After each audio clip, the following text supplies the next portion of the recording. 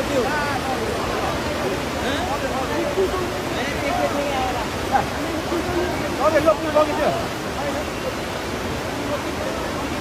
पुलै लिएर आएर चाहिँ सिङ्गो पुल आएर